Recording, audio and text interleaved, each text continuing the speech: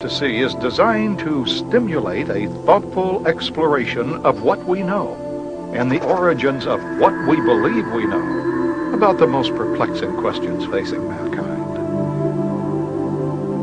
The opinions expressed in this program are those of the people in the program, and they are not the opinions or views of the distributor.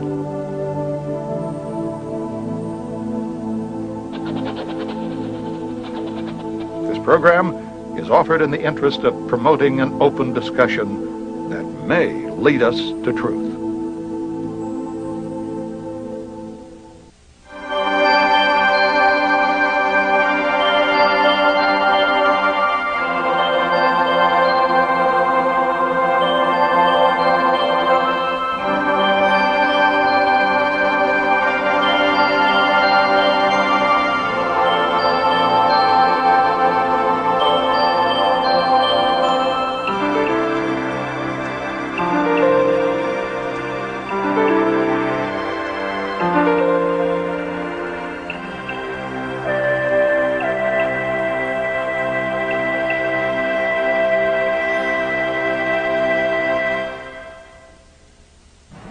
I think at one time or another we've all questioned as to whether all that we see and are experiencing in our world has some sort of a rational plan behind it, because we understand now that both the Republican and the Democratic Party in our country are basically run by the same people.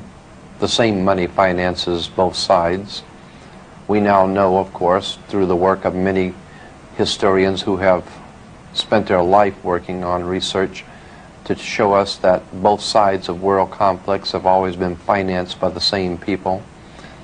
And as I've said before, there seems to be a method to the madness going on in the world. We know, of course, that we cannot depend on our leaders. Our leaders are misleaders. There is a science that they're following. They have their own agenda, and it doesn't include you. Conflicts require money and cooperation. World conflicts require world banks, International Monetary Fund. Professional groups all have fraternal orders. Doctors, attorneys, etc. have their own specific fraternal orders. In the banking world, it is the same way. They have a fraternal order. In politics, there is a fraternal order. However, we're not supposed to know anything about that because that's not our business. That fraternal order in politics and banking has been known for many years by those in the inside. It has been referred to by different names, different times, in different countries. The best overall name that we can give to this fraternal order, which is running our country, politics, monetary, is Freemasonry.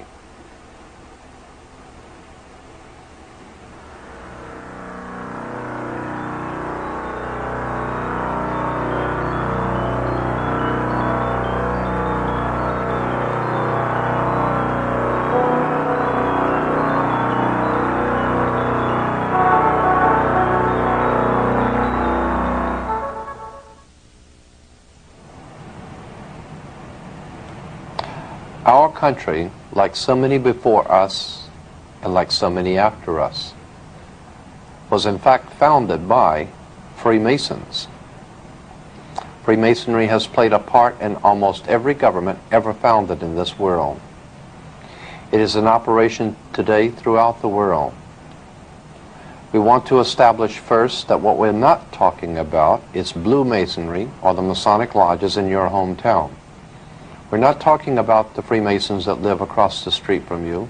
We're talking about a worldwide fraternal organization that is powerful enough, old enough, and wise enough to operate behind all governments in the world, behind fraternal institutions, monetary systems in the world, and yes, they are in fact connected. For instance, the idea that our country was founded by so many Freemasons and Rosicrucians, among others, we ask ourselves, why do we fold the American flag in a triangle? And what does the pyramid or the triangle have to do with the American system of government on our dollar bill? If we remember that our Constitution was signed in Philadelphia, Pennsylvania is referred to as the Keystone State.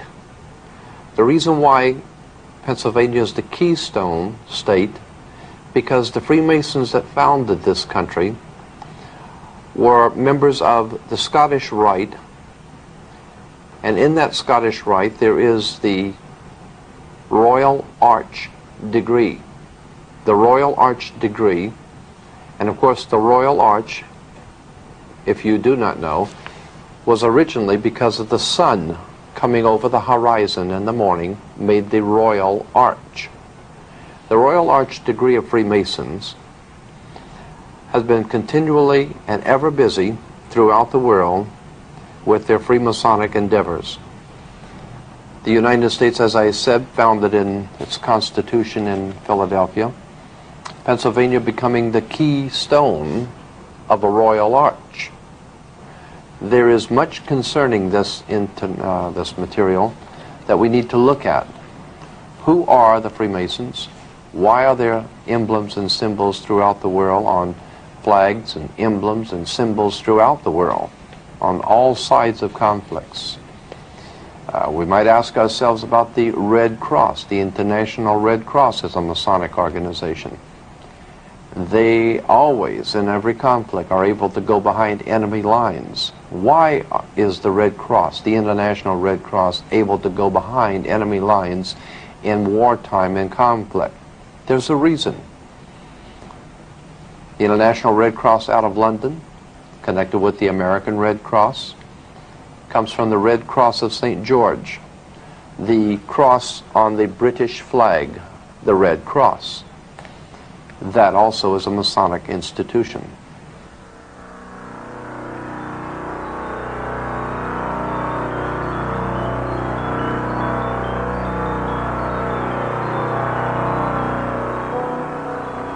You might want to ask yourself some very important questions about this point. For instance, why is Hollywood continually bombarding our country and this world with trash movies which betray violence, rape, crime of every kind, bloodshed?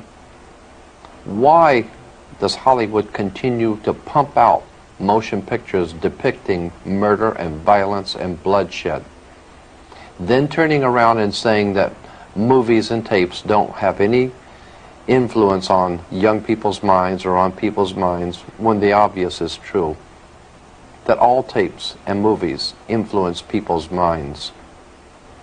Ask yourself why. What is the purpose for portraying so much violence and horror and gory bloodshed in motion pictures? There's a reason for it. You better think about it. Ask yourself also about the biological warfare going on in the world today. AIDS coming from out of nowhere into the homosexual community. What are homosexuals doing today that they didn't do 6,000 years ago? And why is it we all of a sudden in 1980s have AIDS? Is there any connection between AIDS and the Legionnaire's disease and biological experimentation going on with the CIA, the USIA, the NSA, and all the other government agencies that you don't know anything about? Is it possible that there could be some sort of a biological experiments going on, some of them going awry, some of them purposely allowed to go awry to see how far they will go? Is there any kind of a rhyme or reason for the things that are happening today? Keep in mind, too, that what your government pays for, it gets. If you are paid to do something for the government, they will extract from you exactly what they have paid for. When we understand that, Then we look at universities and schools, government-financed institutions of education, and see the kind of students and the kind of education that's being turned out by these government-financed schools. Logic will tell you that if what is being turned out in those schools was not in accord with what the state and the federal government wanted, then it would change it. The bottom line is that the government is getting what they have ordered.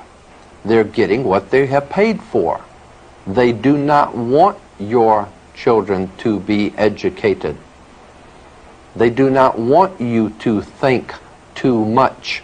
That is why our country and our world has become so proliferated with entertainments, mass media, game shows, television shows, amusement parks, drugs, alcohol, and every kind of entertainment to keep the human mind entertained, so that you don't get in the way of important people by doing too much thinking. You had better wake up and understand that there are people who are guiding your life and you don't even know it. And all American citizens, I think, have suspected something like this is going on. But we're all too busy trying to stay alive and live our lives. And after all, what can one person do about it? One person can do nothing, but a nation educated can do much. Why does Hollywood make motion pictures like Death Wish and Dirty Harry, always showing how regular citizens are misused and abused and tricked and deceived by their government, and then one lone guy has to stand up for what's right because the whole system is corrupt? Why do you think they make movies like that? Is there a message in that? I'll tell you why. It's very simple. First of all, these conspirators, these people, make the movies showing you what the problem is. Then they make the movies to show you what the solution is. They know that you are frustrated. They know that the people of America are frustrated because there is no law and order. But that's purposely designed. We're not supposed to have law and order yet.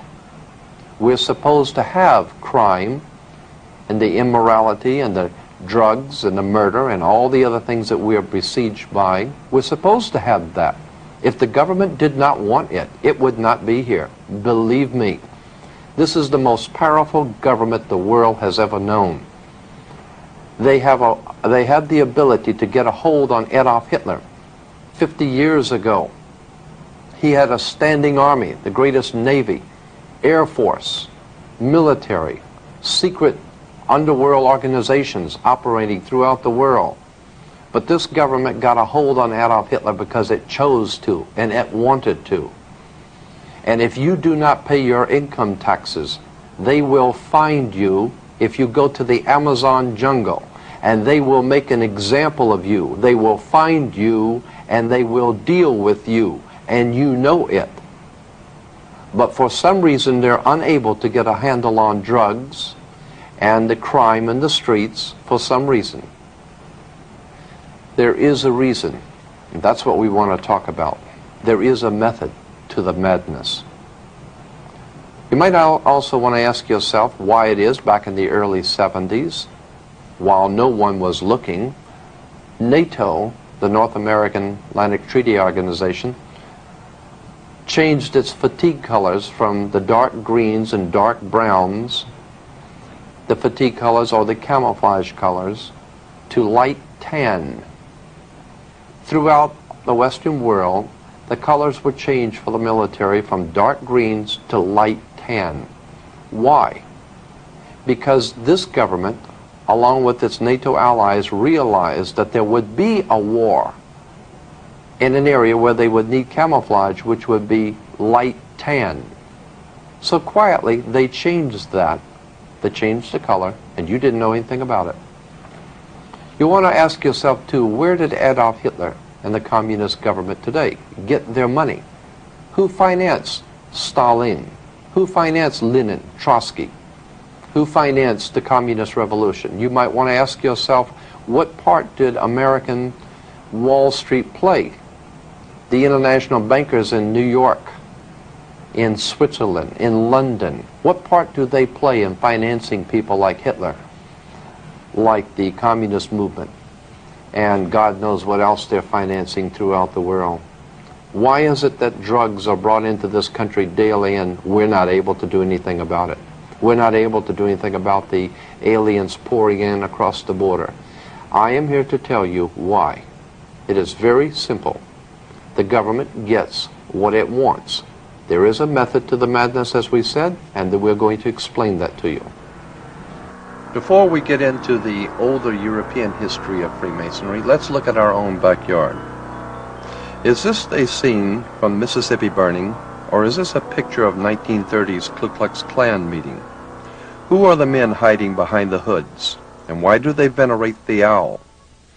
Simple, the owl symbolizes wisdom because it sees things in the dark. No, this is not the Ku Klux Klan or Mississippi burning. This is your constitutional government burning. Let's remove the hoods and see who came to the party. The last 2 weeks of July of every year, a secret meeting is held in our country in Northern California by the world's most powerful people, bankers, politicians, industrialists, entertainment luminaries, all overworld figures. This group, directly connected with the European ruling elites, is commonly known as the Bohemian Society. Our now famous Council of Foreign Relations, the government behind the American government, is represented here, along with members of the Bilderberger Group of Europe. A meeting held once a year to decide a worldwide scale, your future, a shining example of true democracy carried on in the dark. Obviously here, your vote doesn't count. Appropriately, the owl is chosen as a symbol for this ilk, for it too is at home in the dark. The name Bohemian carries a dictionary definition as, quote, a community of persons who adopt manners, mores, conspicuously different from those expected or approved of by the majority of society and who disregard conventional standards of behavior. No wonder they want no input from you. More specifically American and even darker and equally as insidious is an organization that our own President George Bush belongs to, namely Skull and Bones, rightly understood to be America's secret establishment. The Bohemian Society, Skull and Bones, CIA, DEA, Mafia, and the IRS are just some of the groups that make up the true power behind the throne of America. Like all other kingships, America's power elite hinges on family blood, just as the power structure of the Mafia. To show that the word bloodline is not just a figure of speech, let's take a look at the actual facts. Carefully outlined here are the actual lineages of American presidents and their bloodline connected to European aristocracies of power. Starting from Edward II and III of England, 28 out of our 42 presidents were connected by blood, including President Bush and Vice President Quayle, who are also in fact related to each other. Most of the 14 not connected by blood were connected by fraternal orders used by the bloodlines, with only a few exceptions, notably in disruption, the Kennedys, seeking to disrupt this dynasty of power in America. Owing to their vast financial backing and personal intellectual charisma, and much behind-the-scenes political maneuvering by his father, Joe Kennedy, John Fitzgerald Kennedy was inserted into the presidency. The idea being to disrupt the status quo by establishing a Kennedy Roman Catholic dynasty, and thereby serving notice on the Freemasonic powers of this world of their unwillingness to cooperate and play by the unwritten rules. Justifiably feeling threatened, the established bloodlines of power in America removed the Kennedy threat. Official police records show that the John Kennedy assassination was closely preceded by and followed by as many as 100 assassinations, all of which were closely connected with the Kennedy family's rise to power. In our discussion of secret societies, Freemasonry, and occult orders in general, we want to talk about one that might be familiar to you, or perhaps you've heard about. It's called the Illuminati, We don't intend to spend a whole lot of time on the Illuminati, but just enough to familiarize yourself if you've never heard of the organization. It was founded in 1776 in the south of Germany by a man named Adam Weishaupt. He formulated his plans in relation to the House of Rothschild in England, Germany, France, Italy. The Rothschild banking dynasty behind the governments of Europe hired Adam Weishaupt to formulate a plan for the world at that time to accomplish certain goals for those in power. That plan came to be known as the Illuminati plan. Now, you can find most of this material in any library, any encyclopedia, under the word Illuminati, which comes from, obviously, the word illumine, to be enlightened, to be in the light. But there's a very important book that I'd like to bring to your attention called Fire in the Minds of Men. It's on the origins of the revolutionary faith. Fire in the Minds of Men, written by James Billington, is a profoundly important book in understanding the revolutionary and radical movements of the world today and how they got here and who finances them and what they're really all about. I'd like to read to you a couple of paragraphs of importance, I think, in dealing with the occult origins of the organizational arrangements, how the occult organizations throughout the world, secret societies, are organized. In it, on page 87, he says, "The story of the secret societies can never be fully reconstructed, and it has been badly neglected, even avoided, one suspects, because of the evidence that is available repeatedly leads us into territory equally uncongenial to modern historians in the East and the West. In what follows, I shall attempt to show that the modern revolutionary tradition as it came to be internationalized under Napoleon, the Restoration, grew out of occult Freemasonry, that the early organizational ideas originated more from Pythagorean mysticism than from practical experience, and that the real innovators were not so much the political activists as literary intellectuals, on whom German Romantic thought in general and the Bavarian Illuminati in particular exerted great influence." Here he was talking about the organization of the Bavarian Illuminati.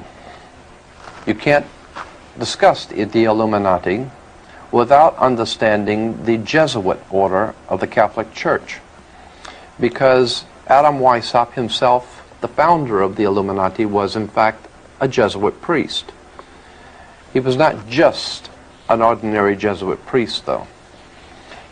In Bavaria, he continued to support revolutionary radical thinking against the church and has given to the world what has come to be known as the revolutionary tradition.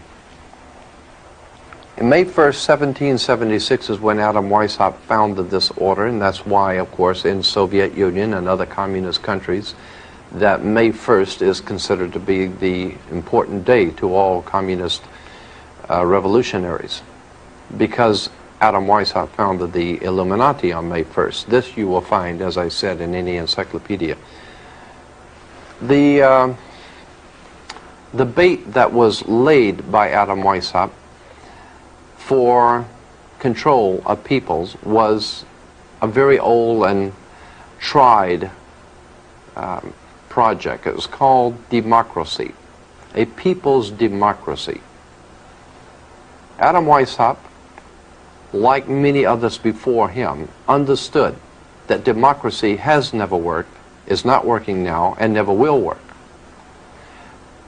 Basically because of the reason that people, while they could be and are the power of any government, the people are always the power of a government. And that on the surface, democracy seems to be the best of all possible worlds. Democracy is a very bad form of government because the people can be misled. Because democracy means, it comes from the word demos, meaning mob. A mob in the street is a demos. Demosocracy, ocracy meaning rule. Demosocracy or democracy means mob rule. You might say that true democracy is like 35 whites hanging one black. That's democracy, the rule of the mob. Now when we put it into more Americanized political terms, it's the rule of the people. And while that may sound good in print, the founders of democracy in our modern day form realized that the people can be manipulated into accepting whatever they want the people to accept. Let's go on with this subject of the Illuminati and its symbols. You will find the symbol of this secret society on the back of a $1 bill. On the back of the dollar bill, on the left-hand side, you will see the pyramid with an all-seeing eye, the eye of Horus, the Egyptian god of light, the Egyptian god, God's son. And you will see beneath the pyramid 1776 spelled out in Roman numerals, and the words Anokopias over the top of the pyramid. Anokopias is translated to mean our enterprise. Anut, our enterprise. Kopias is translated to mean has been crowned with success or is crowned with success. Therefore, Anokopias is our enterprise is now a success. And then to find out what enterprise that was a success, as on the bottom of the pyramid, Novus Ordo Seclorum, the new order of the world, the new world order. Well, if we remember that Germany was the home of the concept of the New World Order, Adolf Hitler, his entire motivation was to establish a new world order. But in order to establish a new world order, you had to destroy the old world order. And that is exactly what Hitler set out to do, destroy all of the old aristocracy, power bases in Europe, and set up a new world order. Which brings me now to the Masonic lodges in south of Germany and their connections with the French Revolution. And there is tremendous amount of information on that subject, and we're not going to go into it today. Suffice it to say that there was a tremendous amount of Freemasonic activity in the French Revolution, in the Mexican Revolution, in the American Revolution, and on all other revolutions going on throughout the world. There are many, many connections between Freemasons in government, Freemasons in banking, Freemasons in fraternal orders, operating and working together. But we don't know that. And while our people are going into, at this time, into the Middle East, we're not aware of the fact that what is going on in the Middle East is a war between secret societies, factions, occult movements that we don't know anything about. Has nothing whatsoever to do with oil, has nothing whatsoever to do with a conflict that America should be concerned with. It has to do with some very old and ancient Freemasonic folklore. I'd like to show to you also from this book, I'd like to read to you from Fire in the Minds of Men in the introduction something very interesting and very important as we get into the symbols of the Illuminati and symbols of the Freemasonic orders of the world. On page 6 in the introduction it says, European aristocracy transferred its lighted candles from Christian altars to Masonic lodges. The flame of occult alchemists, which had promised to turn dross into gold, reappeared at the center of new circles, seeking to recreate a golden age. Bavarian Illuminati conspiring against Jesuits, French Philadelphians against Napoleons, Italian charcoal burners against Habsburgs. Always two sides. A reoccurrent model for revolutionaries and early mystics and young Karl Marx and the Russians of Lenin's time was Prometheus, the god who stole fire from the gods for the use of mankind. The Promethean faith of revolutionaries resembles in many respects the general modern belief that science would lead men out of darkness into light. And here's the point. But there was also a more pointed millennial assumption that on the new day that was dawning, the sun would never set. Early during the French Revolution was born, quote, the solar myth of revolution, end quote, suggesting that the sun was rising on a new era in which darkness would vanish forever. This image became implanted at a level of consciousness which simultaneously interpreted something real and produced a new reality. The new reality that they sought was radically secular and stringently simple. The idea was not the balanced complexity of a new American federation, but the occult simplicity of its great seal, an all-seeing eye atop the pyramid over the words Novus Ordo Seclorum. The seal that we have on an American dollar bill is an occult seal of an occult society pursuing an occult agenda. We are not aware of that. And that's what we at International Research hope to do for you, is to make you aware of certain things which are going on in our government, in our world today, that you have not up till now been made aware of.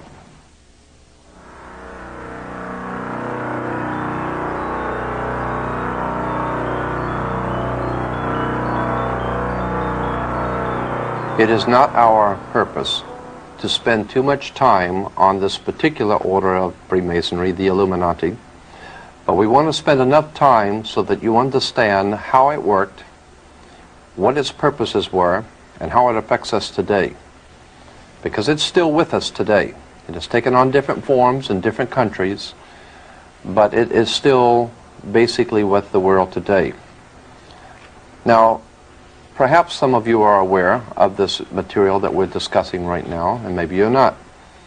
But to show that this is not just our understanding of things, we have gone back to records in the past as far back as the founding of the United States, and comments made by George Washington, which we're going to read in a few moments.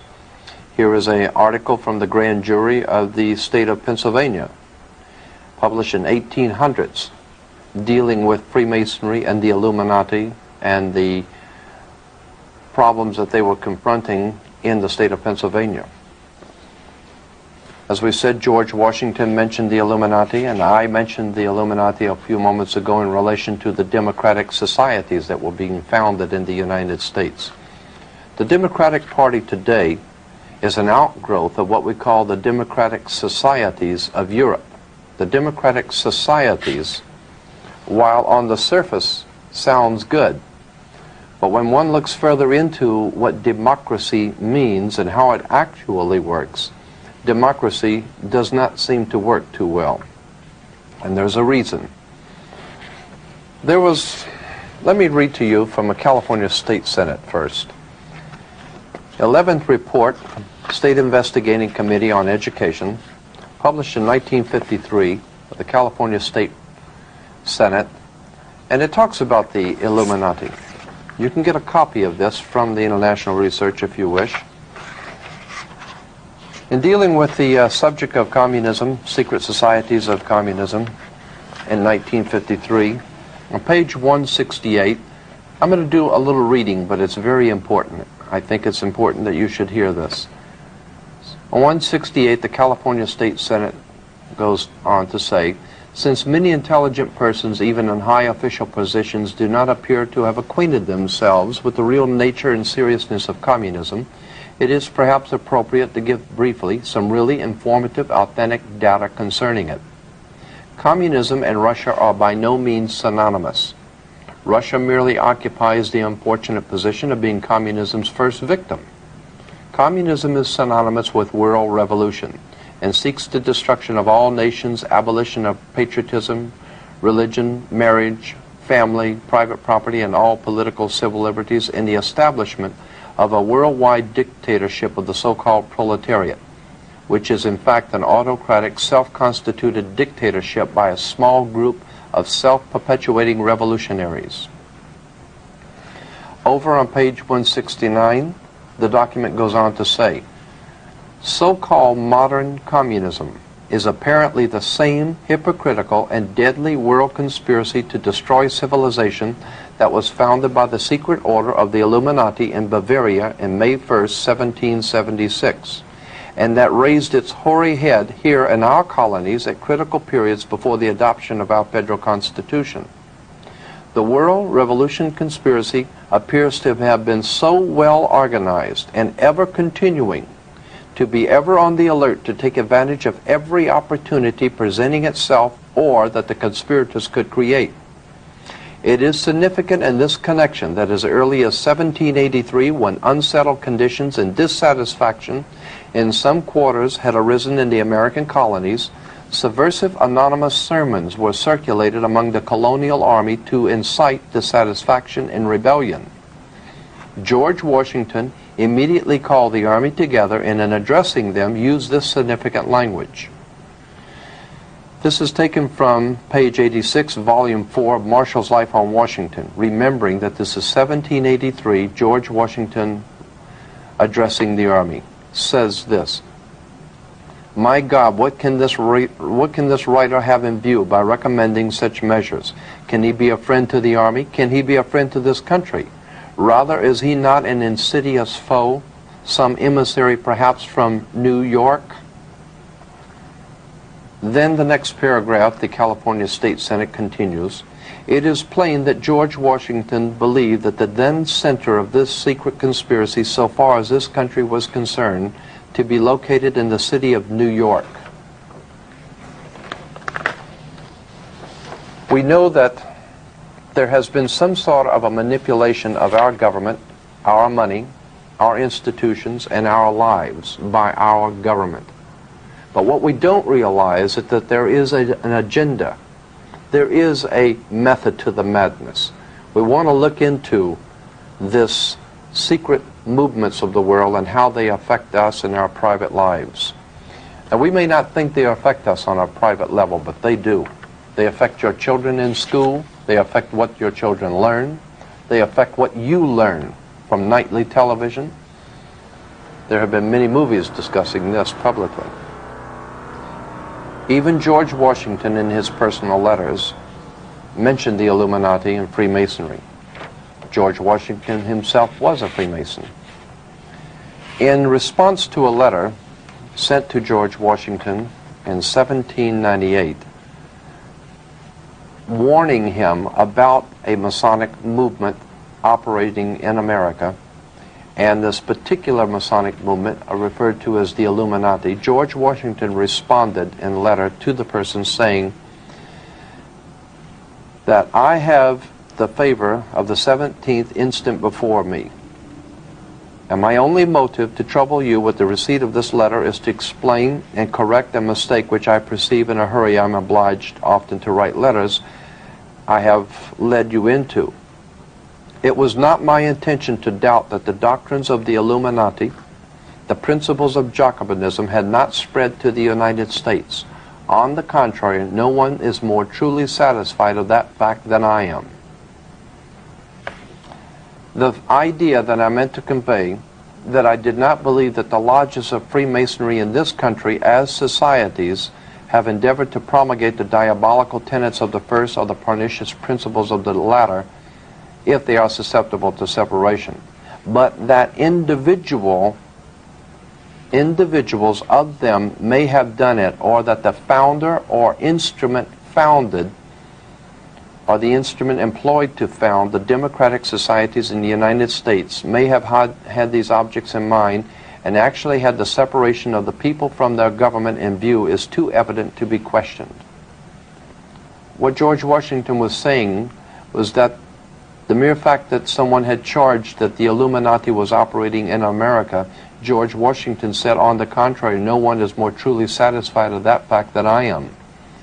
And then he proceeded to say that he did not believe that all Freemasons were involved in this plot, but that the founders of the Democratic Society in America, or the Democratic Party, as we call it today, in America, had the object in mind of the Illuminati's projects, and had actually, the Democratic Party, George Washington said, actually had the separation of the people from their government in view. It is too evident to be questioned. That may explain why today that in a democratic country like America, the people make certain demands on the government and the government doesn't respond. The people want this, the government doesn't respond. The people demand that, the government doesn't respond. Because the whole concept of the democratic process in America was purposely to divide the people from their government, so that the people could be out here working, taking care of their lives, feeding their children, and sending their politicians to Washington to look out for them. When they got there, they were already members of certain fraternal organizations, and all government was already taken care of, so that the people have nothing to say about anything. And that's the point we're trying to make, that when you send politicians to Washington, D.C., they might just as well stay home, because the rhyme and reason of government has already been decided by secret societies and fraternal orders that you don't know anything about.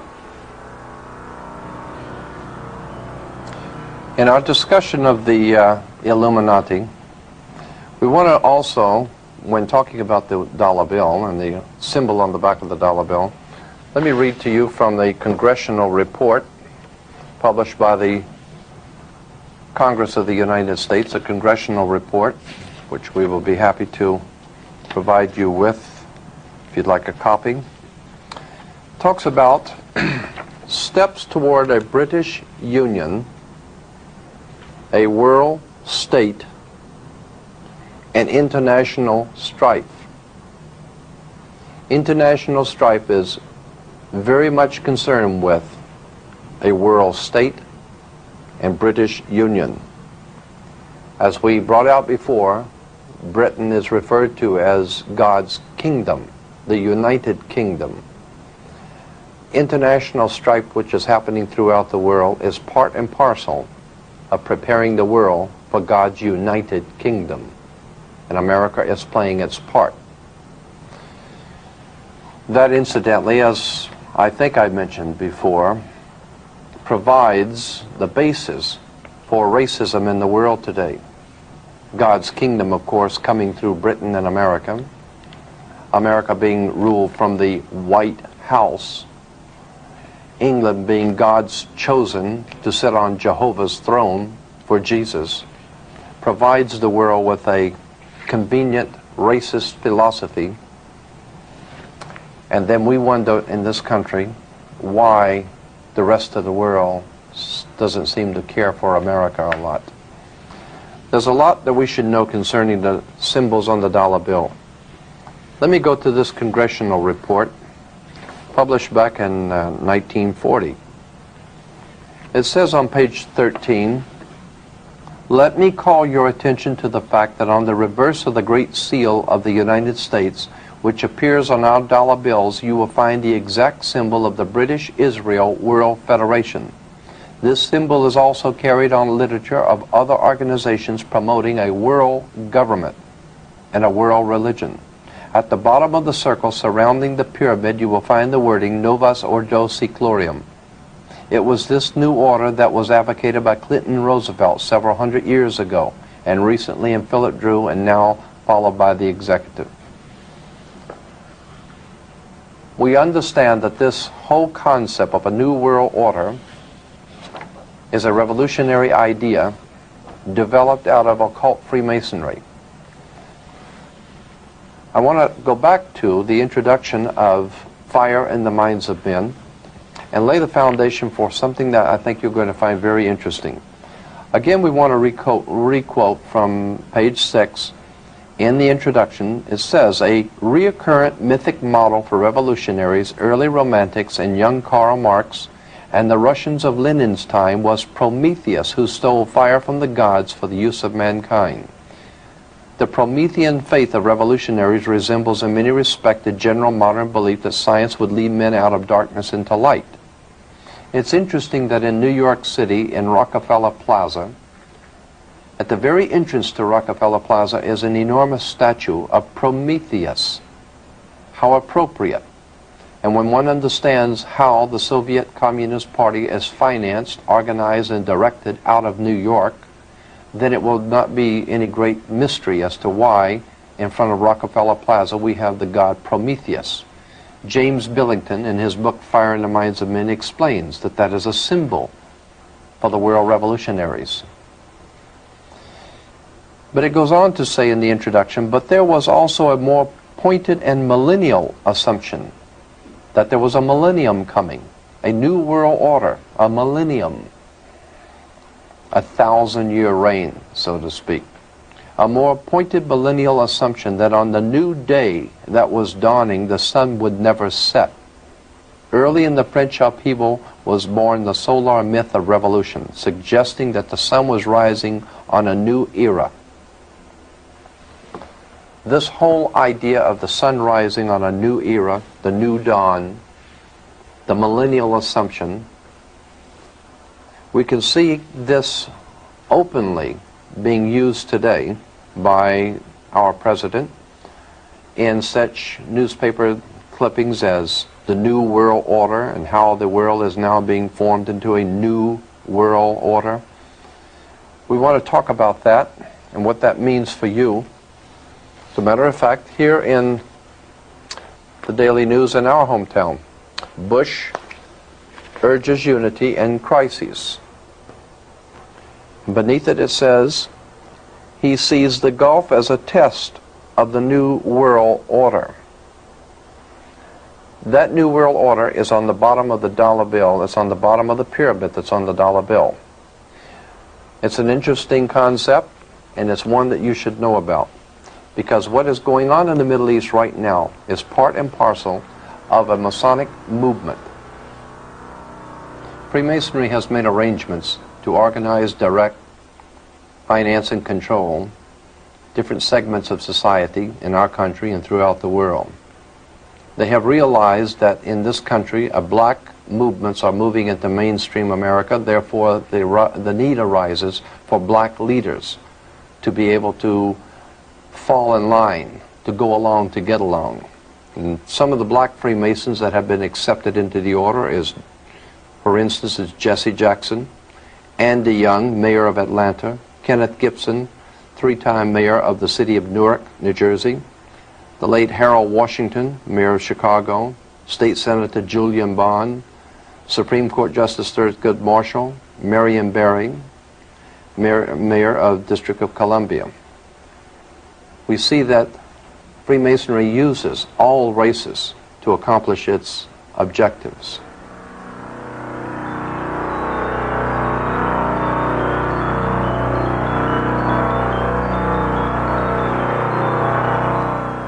In Freemasonry in Europe, the groups were called circles, and you had your circle of friends.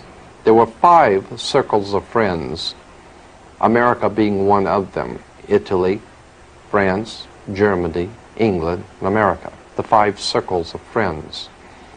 They were called in the European Freemasonry the Olympiads, so that today the Olympiad organization symbol is 5 circles, the 5 Masonic circles of friends. Of course, the Audi has only 4 circles because America's not included in that project. The circles were, of course, the circle of friends in the Masonic League.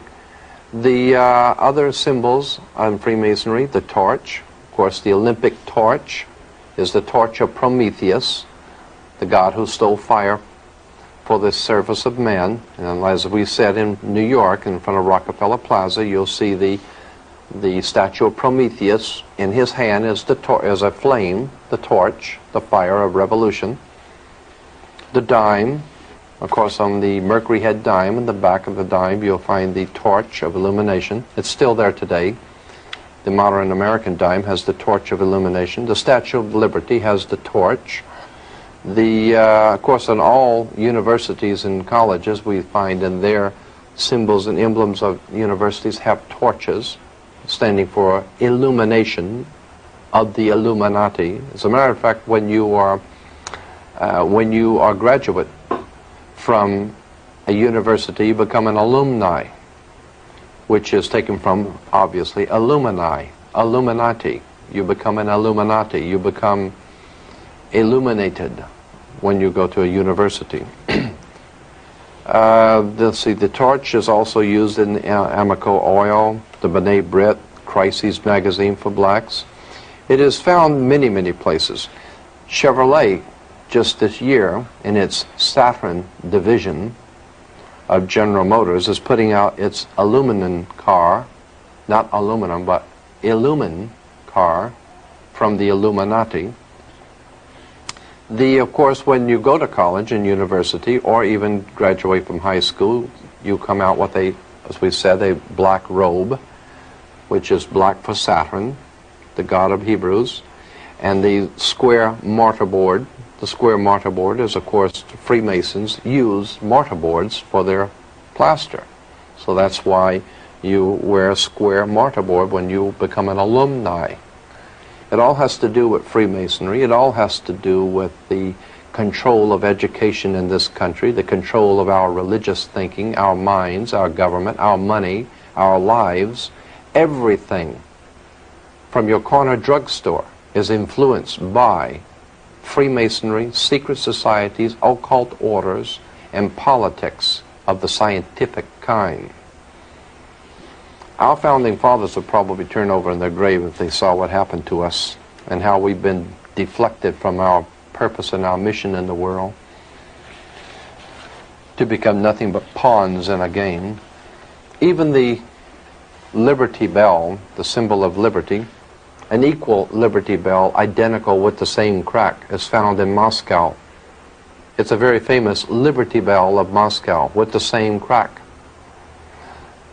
It becomes known as a symbol, the symbol of the Brotherhood of the Bell.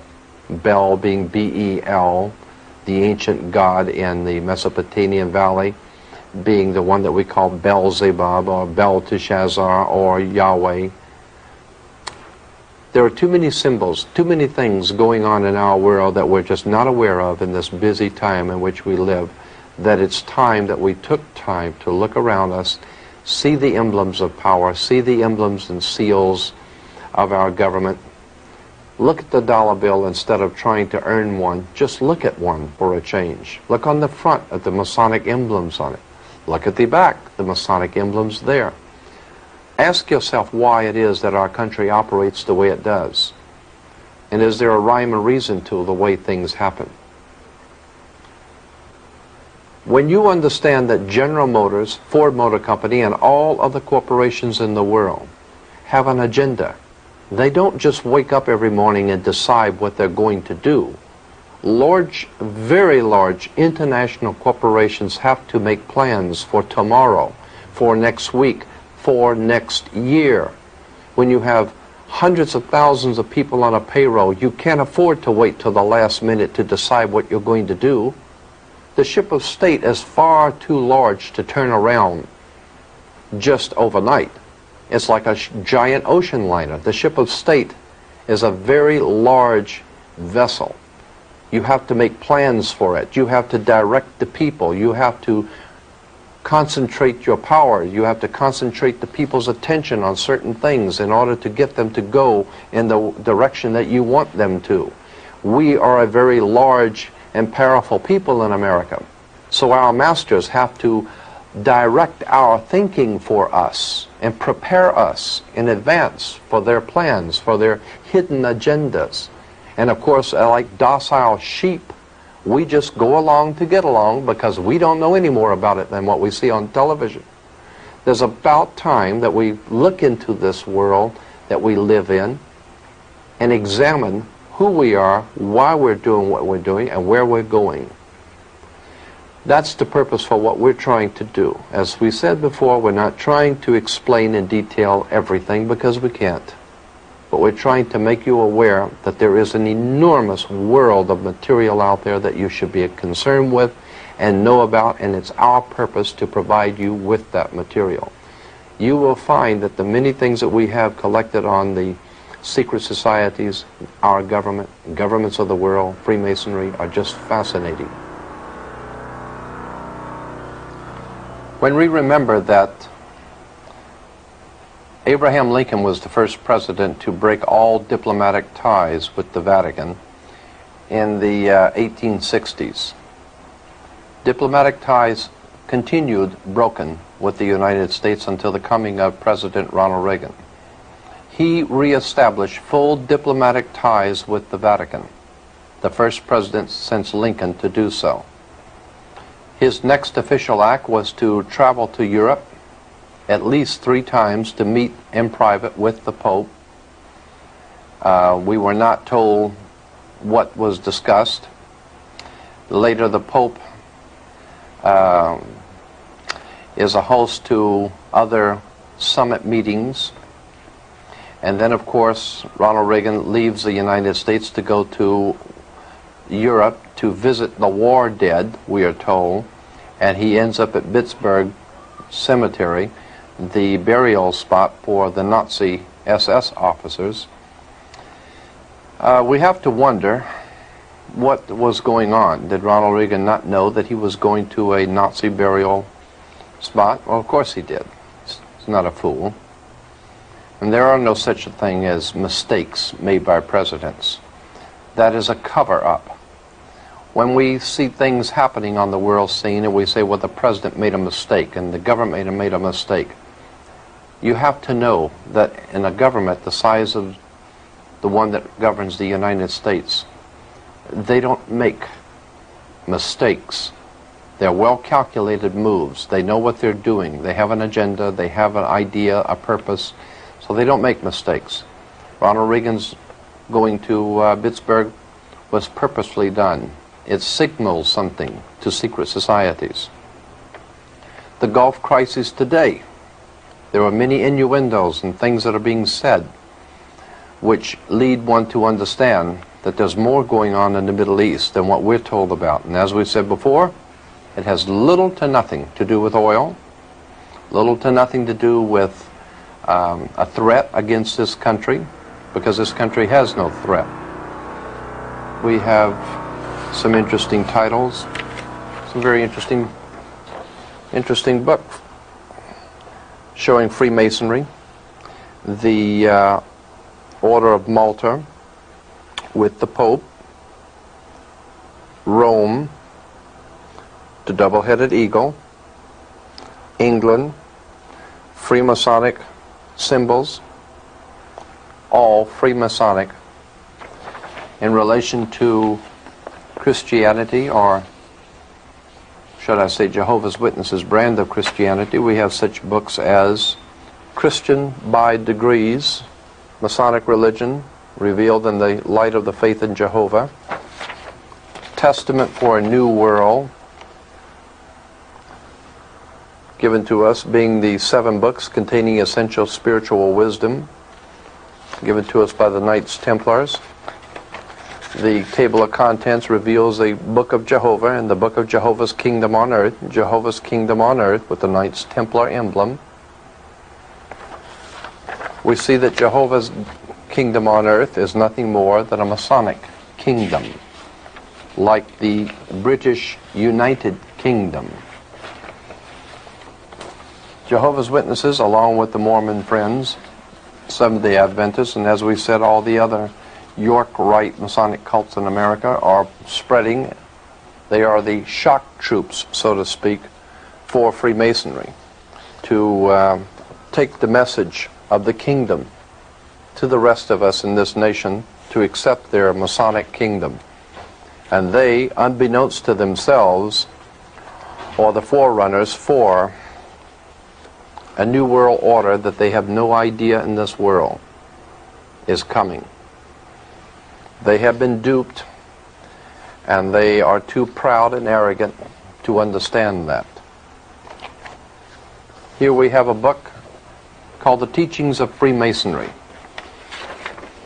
And we'll find that on the book of Teachings of Freemasonry, you have the Jewish Star of David, because in fact, Freemasonry is Jewish. Freemasonry has always known that its greatest enemy in Western civilization is Rome. And that's why there has always been this animosity between the Catholic Church and Judaism. There has always been this animosity between the Catholic Church and Judaism. The Jews were persecuted in the old country, in Europe, and there still remains that animosity between Judaism and the Catholic movement today. But not because of religion, but because of the secret societies that operate behind both of those organizations.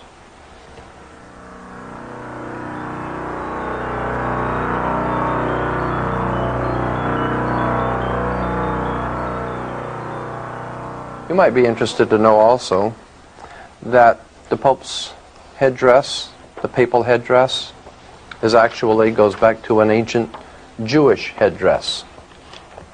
And of course the Pope wears the yarmulke, and so does the cardinals wear the yarmulke. But in particular, the Pope's headdress is shown here as Freemasonic. This is from a Freemasonic research book, a volume on Freemasonry and the garb of Freemasons. And here we have one Freemason with the Jewish breastplate and the papal headdress. We have other Masonic garb, showing that when we see the Pope and we see the priest, we see religious movements throughout the world, their garb, it's all Freemasonry.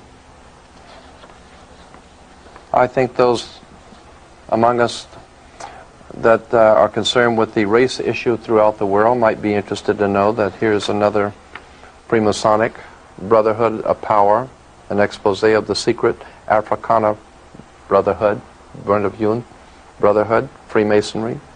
So when we see what's happening in South Africa, it is no great wonder that South Africa's greatest friend is Israel. There is a famous song from the 1960s entitled, "Does Anyone Know What Time It Is?" We respectfully submit that it is time to wake up to the most serious problem that we face as a free society. Speaking of time, the new edition of the magazine tells us that it's high time, like the owl, to see things that have been kept in the dark. This will not be difficult because the truth has been hiding in plain view all along. In the Congress resides the American symbols of power, known in the dictionary as the fasci. The fasci itself is nothing more than an ancient symbol of an ancient priesthood from an ancient world. The axe, which explains why in the Second World War the powers of Hitler were called the Axis powers. The fasci was used by the priesthood of the axe in the ancient world, and by Adolf Hitler, by General Franco, Mussolini, and many other underworld fascist movements and mafia-style organizations, commonly understood to be called the Untouchables. As I said at the beginning, and as even Time magazine has obviously had to admit, our leaders are the best that money can buy. They've sold you out to a hidden agenda a long time ago. Now you have just seen the faint outline.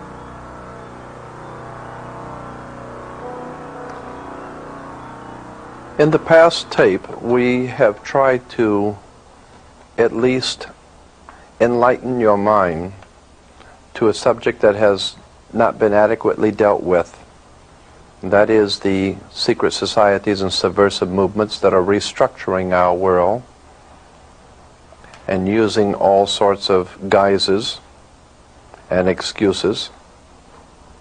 Everything from Jehovah's Witnesses to the Mormons with their Zion National Park and the New World Order and the racist philosophies that permeate the Western world. And it has become an idea whose time has come to explain and talk about these subjects. As we have mentioned before, we have adequate documentation for the things which we have said. If you would like to inquire further for further information, it is obviously a subject that cannot be covered very well in just a few tapes. But we hope that we have been able to at least present some concepts and ideas that may be fresh and new and important to look at And we want to thank you for your time. And we want to leave you with this thought that this country was based on the fact that individuals had a right to know. We had a right to understand and to expect from our leaders the truth. We haven't received the truth from our leaders, and we're not going to. They have their own agenda. They have their own ideas about what they're going to do, and it doesn't involve you. All that you are expected to do is work and pay your taxes, be a capital product for their system, and not ask any questions. I think it's high time that this country began to ask questions of its leaders, its misleaders. And as we've said before, that we have the best religious and political leaders that money can buy. I think it's time that we begin to look at these subjects very deeply. And if you want help on any particular facet that we've talked about, or if you want more information generally on these subjects, we will be happy to provide you with all of that information. Again, I have to say that what I have told you is what I've only told you. I haven't told you the rest of the story. It is an enormous story. We hope that we've been able to at least enlighten you somewhat, and we thank you for your time.